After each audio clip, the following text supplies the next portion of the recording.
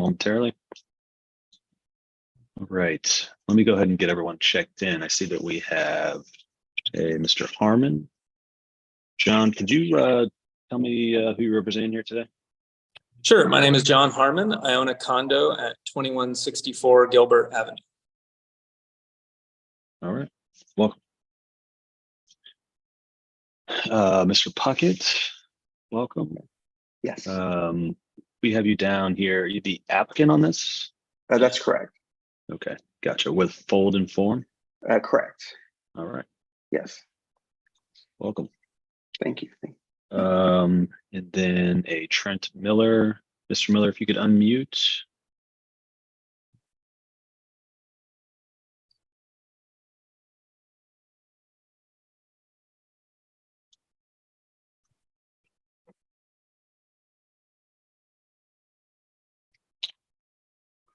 Usually bottom left there. Mr. Miller, for some reason, we still cannot hear you.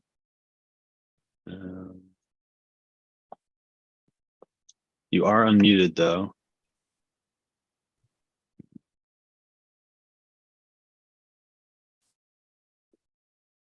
You see, while Trent is trying to get squared away, let me see if looks like we have someone on the phone. That might be Jim Bronzy. I'm not sure. Looks like they just unmuted. Yeah, Do we have someone here from the phone? This is Jim Bronzy on my phone, yes. Okay. And could you spell your last name for me? Bronzie. Okay. And Mr. Bronzy, are you going to be providing any testimony here today, or just observing and listening? Just observing and listening. Okay, great. Welcome. All right, Mr. Miller. Let's see if you can start your video again. Mr. Puckett, is Mr. Miller the owner? Is he with Pine Knot? Yes, he's representing the owners. Was he going to be providing testimony as well? He does not need to. Okay, yeah. Unless there's a specific question of them. Okay. Yeah, I mean, the question is, should we wait for him to troubleshoot this? And I mean, my suggestion to him, it looked like he was on a computer before, is to try and use his cell phone. That usually is a good workaround. I don't know if you want to try and contact him, but if you don't think he needs to testify, I know, Mr. Puckett, you've been pretty thorough in your past presentations in terms of covering most of the presentation. So if you're comfortable with that, we can just move forward. That's fine. Yeah, I had Mr. Miller here as representing the owners, and then Jim Bronzy was representing he'll be the contractor for the project. Got it. But okay. I can go ahead and proceed just to keep things moving. Sure, sounds good. Mr. Puckett, just hold that thought for 1 second. I need to read through our hearing script. This will cover the procedure for the hearing, and then we'll jump right into your presentation. So this is the June 14th, 2023 session of the Zoning Hearing Examiner docket. Case before us today is case number ZH20230076. That's 2165 Gilbert Avenue. The purpose of this hearing is to allow applicants and the potential opposing parties to testify and to offer and refute evidence and testimony. This hearing will follow rules found in the zoning code and the supplemental rules of the Zoning Hearing Examiner. All testimony and evidence that an applicant or any opposing party wishes to offer must be presented at this hearing. The hearing will proceed as follows. The applicant, the applicant's attorney, or the applicant's agent will first present the applicant's case. Anyone from the public will then have an opportunity to speak after the applicant has presented its case. I'll give the zoning plans examiner, Wes Menzel, an opportunity to provide any testimony in addition to his staff report. In the event that any party testifies or offers argument in opposition to this application, the applicant will have an opportunity to rebut that testimony and or argument that was offered in opposition. And then finally, the applicant will have an opportunity to make any closing statements. After all presentations have been made, I will close the hearing. Decisions may be expected within 2 weeks. I may limit or exclude any testimony that I deem irrelevant or outside the scope of the application being considered. I may interrupt any speaker to ask questions or to make any comments. In the event of any technical difficulties, I'll do my best to troubleshoot those on the fly. As we've already seen today, we've had one. I don't know if Mr. Miller is going to join us again. Hopefully he does. But to the extent there's some defect, though, that prevents us from meaningfully going forward with this hearing, I may continue or postpone the hearing at my discretion. Okay, last thing I need to do is just swear in all of our witnesses. So anyone that intends on providing any testimony here today, doing anything other than just strictly observing. The zoning code requires that I swear you in. So if that's you, if you can take yourself off mute now, need everyone to answer out loud and to raise their right hand. Do you solemnly swear that the testimony you shall give will be the truth, the whole truth, and nothing but the truth? I do. Yes. Yeah. Okay, great. Thanks, everyone. Mr. Puckett, are you ready? Yes, I'm all ready. Floor is yours. Thank you. Thanks for everyone taking time out to review our project this morning. I'm sure, I don't know what extent you've gone through the zoning report already. The variance that we're looking for is for a front yard setback for a new office building that we're proposing. The existing facility there just became outdated and too small to manage the company's needs. So we're proposing to demolish the building and then build a new office building, basically in the same footprint where the building currently is. The reason for our setback, the underlying code is, I believe, 20 feet from the front yard, which would push our design of our building much further downhill. The existing building is about 6 inches away from the front property line. So we are trying to keep the building as, to the street, to keep a connection to the street and some presence to the street, but also kind of comply with the intent of the zoning code to have a setback. The majority of the buildings along this side of the street are, either on the property line or, just a couple feet away from the property line. And it really made a lot of difficulty in laying out the building in the proportions that we would need to do to comply with the setback. The building would become much wider and a lot shallower. And it really doesn't, follow the layout, of the hillside and the proportions of the buildings going down the street. Plus, it would also push our building further downhill and limit to the parking to the back of the building. So it would kind of disconnect our parking lots and then kind of make it almost too difficult to build if we started pushing the building downhill as well. So we're able to get a building to work that, gets the optimal area and usage, being a 4-story building. And we also did make an attempt to, at least notch the front corner of the building to help get some relief from the setback that we were requesting. So, which it does work with our structural system that we're proposing for the building. So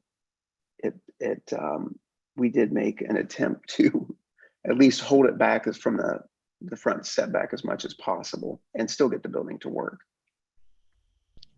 David, I don't know if you can hear me now. Sorry about that, but my computer did an automatic update. So that's why I dropped out and couldn't speak. Those always come at the best times. Yeah, we decided to just start the hearing. Mr. Miller, Mr. Puckett thought that he could cover the broad strokes. Is there something you wanted to add? And if so, I'll go ahead and swear you in now. Okay. No, I just wanted to Sure. say I'm the company representative for the company. Okay, sure. Mr. Puckett, just a couple of questions, just to be clear. So we're just talking about a front setback variance. And it looks like, is the required front setback 20 feet? Yes, in this district. That's okay. And I know it's kind of odd. yeah, as I look at the map, and I mean, I'm very familiar with this stretch of Gilbert. Are there any buildings that are set back 20 feet there? Not that I know of that far.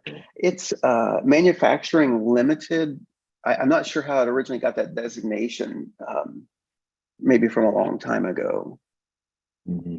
I don't know if Wes maybe knows some history about that designation. Well, yeah, before I go to Wes, let me I think that this is fairly consistent and compatible with the surrounding development of the neighborhood. Is that right?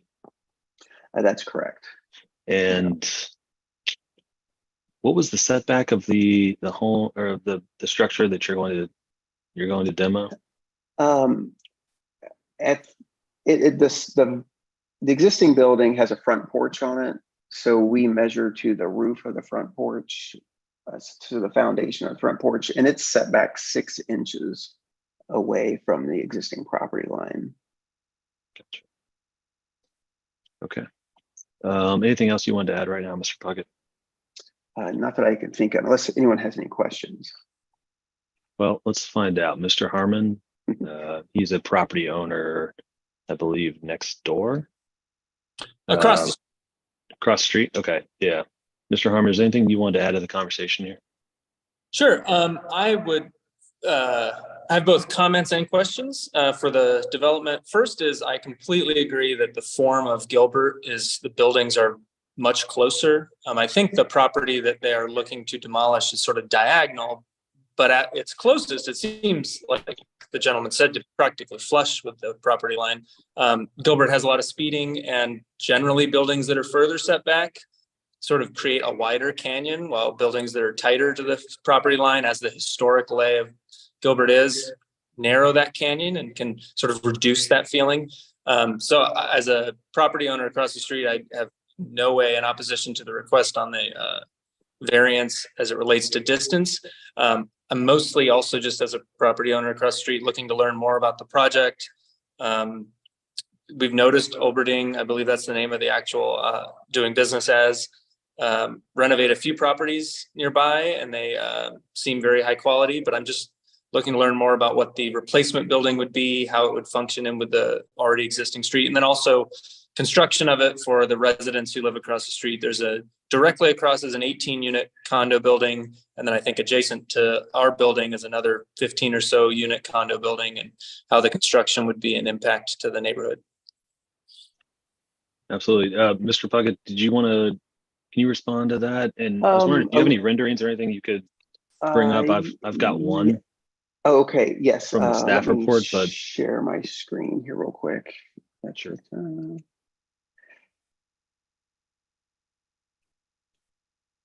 think I've got the right thing there. Okay, that's it's kind of similar to the site plan that you've seen probably. I do have like a parking plan down here, which gives you we were doing this for parking layout, which gives you a little bit of idea of the neighboring buildings at 2141, 2159, then 2177, on this side of Gilbert. So basically the footprint of the proposed building is very, very similar to the existing location of the existing building. It is, set back a little bit. It's slightly wider and slightly taller, but we're within the, the height requirements. I think as far as construction, questions of construction, thankfully, there's on-site parking and, mobilization that would be able to happen on site.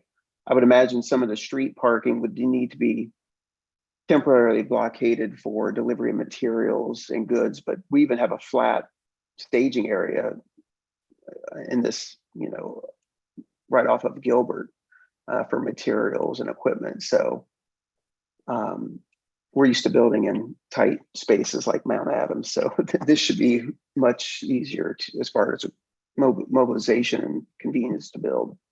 I do have a couple, let me see, I'm trying to remember what sheet my renderings are on. There's the building. I think it's towards the front. Let me jump back. Yeah, these are just some also renderings that went along with the original packet of the front of the building. We're kind of hearkening back to the front porch design. We wanted to have a little more residential vibe to it at the front entry, and not going too commercial, with having a little bit of industrial look to it as well. Okay. And then we can email anyone these drawings or packets of drawings if they need. Great. I would just add that the industrial feel of this building will tie in to the building of 2141. We have the black steel on that building, so it'll make it a cohesive view, and it'll tie all the properties together. Today, that property is kind of not cohesive to the plan. This will make it all cohesive when you look down the street. They will all seem connected as buildings. Okay. Any sense on construction timelines or? I think we're currently slated for the beginning of next year, possibly February or March. Okay. All right, great. John, anything else? No, absolutely. Just to reaffirm what I said earlier, from urban feel of the street, this certainly looks like it would fit in. This setback, obviously, if that's what the owner wants, is great. It could, in terms of feeling with the rest of the homes, both across the street and on the side, it could be even closer and still fit in with the neighboring properties. But that certainly seems more reasonable than the 20-foot requirement under the base code for the zoning there. Only other comment would just be, as it is a mixed use neighborhood with residential on the other side, keeping those construction hours reasonable is appreciated, so that folks aren't waking up at 7 a.m. on a Saturday, etc. But that's it. I certainly don't have any objections as a neighbor. Okay, great. Thanks, Mr. Harmon. Appreciate your time and your perspective and testimony on this. Wes, let's go ahead and fold you in here. Is there anything you'd like to add in addition to your staff report? I do want to add one point, and that is that if they were to shift the building back to the 20-foot front setback, they would then need a rear yard setback variance. But the rear yard area has a driveway access and parking, so that would, impede that use in functionality of the site. So I think that point, shifting it forward to get a front yard variance makes more sense. So just want to add that comment in there. Thanks. Sure. Thanks, Wes. Mr. Puckett, anything in closing or otherwise before we adjourn here today? No, I don't have any other comments. Yeah. I agree with the testimony here today. I think it would be impractical to strictly enforce the zoning code on this project. And so based on that, based on the application materials and the testimony here today, I am going to approve the application. I need to formalize that approval in a written decision. That typically takes about 2 weeks, and I would say that's probably realistic based on the current queue of cases that I have right now. As soon as I finish that, I put it into a PDF. I email it to everybody who's in the hearing here today. So you all will have it really just moments after it's complete. Once you have that, Mr. Miller, Mr. Puckett, Wes can approve the permitting on the zoning, and hopefully you guys can move forward. Okay, great. Thank you. Okay. If you have any questions in the meantime, feel Thank free you. to reach out to me directly. If you have like a status update on the decision, you can also reach out to me directly, and I'll give you guys an update. Great. All right. Thanks a lot. Thank you. Thanks, everyone. Hope you have a wonderful day. We are adjourned.